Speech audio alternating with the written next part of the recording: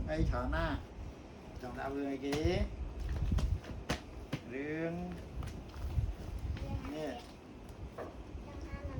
រឿងអីគេរឿងអានហ្នឹងរឿងអីគេរឿងក្របីស្រកនិងក្របីព្រៃអូខេឥឡូវចាំស្ដាប់ណាបាទអានឲ្យស្ដាប់3ស្រុក3ព្រៃណាដោយការពីព្រេងនាយមានសត្វក្របីស្រុកមួយនិងក្របីព្រៃមួយណាជាសម្លាញ់នឹងគ្នានិងតែងដើររោគចំណីជាមួយគ្នាហ្នឹងក្របីស្រុកក្របីព្រៃជាសម្លាញ់នឹងគ្នាដើររោគចំណីជាមួយគ្នាទៀតចជាសត្វមានគំនិតមិនល្អក៏ប្រើឧបាយកលបំបែកសត្វទាំងពីរថ្ងៃមួយវាដើរមករកក្របីទាំងពីរហើយនិយាយថាណែណាបងក្របីទាំងពីរណាអើយណាកុំដេកក៏ដេកកុំដេកដើរជាមួយគ្នាប្រយ័ត្នអ្នកស្រុកឃើញចាប់យកទៅប្រើគេឲ្យដេកខាងហើយណាអូឥឡូវគេบอกមួយទៀតក្របីទាំងពីរស្ដាប់ហើយគិតថាណាសំហេតុផលក៏បែកគ្នាទៅលុះបែកគ្នាមួយរយៈធំក៏ភ្លេចគ្នាអូមើលយកស្ដាប់មើលក៏ភ្លេចគ្នាមួយទៀតនេះ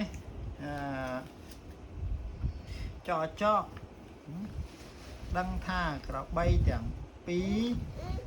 រលែងនឹកងារ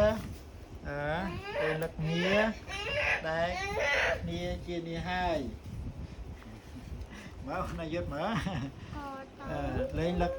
កគ្នាហើយក៏ទៅគេណាអូមើលគេទៅរកក្របីព្រៃទៀតហើយនិយាយថាណែក្របីព្រៃខ្ញុំបានឮថាណែនេះបានឮថាមានក្របីស្រុកមួយពូកែខាងជុលណាស់ហើយគេចង់រកគូប្រកួតបីស្រីទៀតក្របីព្រៃឮដូចនេះខឹងណាស់ក៏ឲ្យចទៅនាំក្របីស្រុកមកចូលគ្នាណាចក៏ទៅប្រាប់ក្របីស្រុកថាក្របីព្រៃខឹងនឹងចង់ជុលគ្នាហើយក៏នាំក្របីទាំងពីរមកជុលគ្នា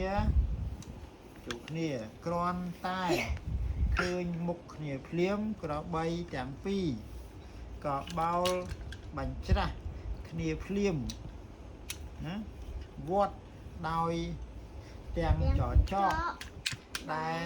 នៅក្បែរនោះហើយចក៏ស្លាប់ទៅវត្តស្លាប់ទៀតណាឯក្របីទាំងពីរលុះជុលគ្នាមិនដឹងឈ្នះចាញ់ក៏ចែក